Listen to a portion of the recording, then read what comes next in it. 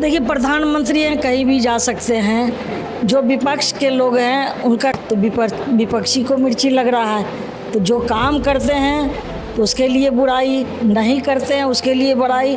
इसमें भी जो है माँ बहन का योजना लाने से 2500 देने की बात कर रहे हैं। मुसलमानों के लिए काम किए हैं, हुनर दिए हैं, महिलाओं को काम दिए हैं, मदरसा का भवन बनवाए हैं, शिक्षक। मेरे कार्यकाल में 16 साल के कार्यकाल में जो हमने खगड़िया के धरती पर गाँव के लिए हुनर की बात हो, हमने बहुत सारे ऐसे अपने कार्यकाल में महिलाओं के लिए करने का काम किए हैं। और नमस्कार, मेरा नाम रितेश है। इस वक्त आप सुदर्शन बिहार देख रहे हैं। देखिए, इन दिनों बिहार की चर्चा काफी जोरों पे है, क्योंकि यहाँ 2025 में चुनाव होने वाले, कुछ ही महीना बच चुके हैं जो कि यहाँ पे चुनाव विधानसभा के होने वाले हैं। इसकी चर्चा दिल्ली तक भी है। दिल्ली के कई आला कमान नेता जो है बिहार के दौरे पे, लगातार राहुल गांधी जो है यहाँ पे दौरे पे, और इस वक्त जिस विधानसभा में मौजूद है, इस विधानसभा के विषय में मैं आपको बता दूं।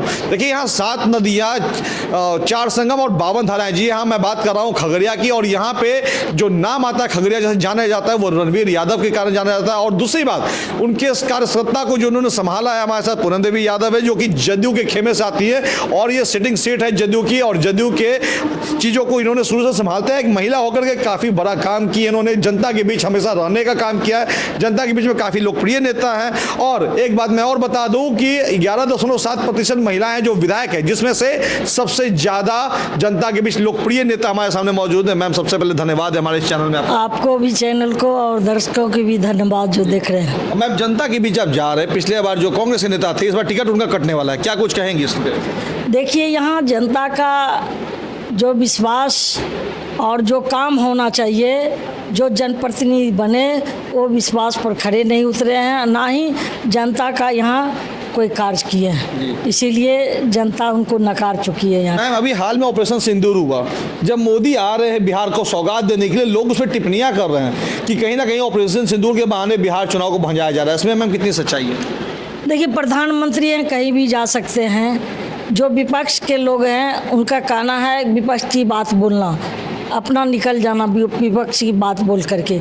लेकिन प्रधानमंत्री के नाते जो हर ज़िले में जहाँ भी हो, मधुबनी हो या पटना हो, जहाँ भी जा रहे हैं, विकास कार्यों को सौगात देने का काम कर रहे हैं, तो विपक्षी को मिर्ची लग रहा है। तो जो काम करते हैं तो उसके लिए बुराई, नहीं करते हैं उसके लिए बड़ाई।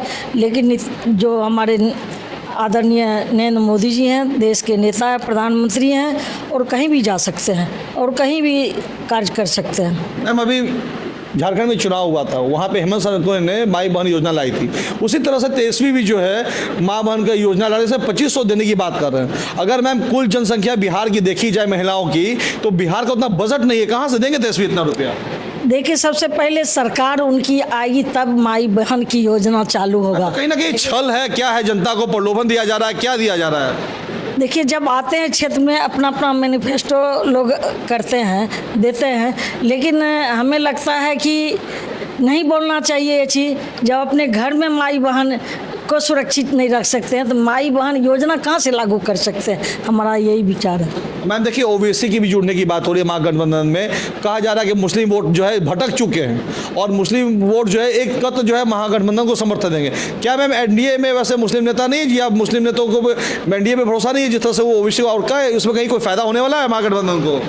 देखिए, जो ओबीसी की बात आपने कहा कि ओबीसी आ रहे हैं, तो कहीं नहीं कहीं महागठबंधन को मुस्लिम वोट पर उनका लगता है कि हमारा मुस्लिम वोट तो नहीं भाग रहा है, इसीलिए ओबीसी को लाने का काम कर रहे हैं। तो जो नीतीश कुमार जी, हमारे नेता, बिहार के नेता नीतीश कुमार जी, जो मुसलमानों के लिए काम किए हैं, हुनर दिए हैं, महिलाओं को काम दिए हैं, मदरसा का भवन बनवाए हैं, शिक्षक की बहाली किए हैं, तो लगता है कहीं ना कहीं जो है नीतीश कुमार में शिफ्ट हो जाएंगे, जो मुसलमान का वोट है, और एनडीए के वोट में शिफ्ट करेंगे, और ये महागठबंधन का वोट मुसलमान को ख़त्म होने जा रहा है, और इसीलिए ओबीसी को ला रहे हैं। मैम, एक महत्वपूर्ण सवाल, आप 15 साल से मैम क्षेत्र में थी, महिलाओं हैं, महिला की चीज़ों को भी सुनती है, समस्याओं को सुनती हैं।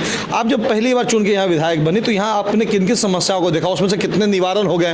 फिर दोबारा जो टारगेट इस बार रखे हुए कि जीत के जो सदन में, क्योंकि पिछले 5 साल आपके हिसाब से कोई कार्ड नहीं हुआ, अब इस बार मैम ऐसे कितनी चीज़ें हैं जिससे जीतने के बाद आप सबसे पहले अपने जनता के लिए काम करना चाहेंगे?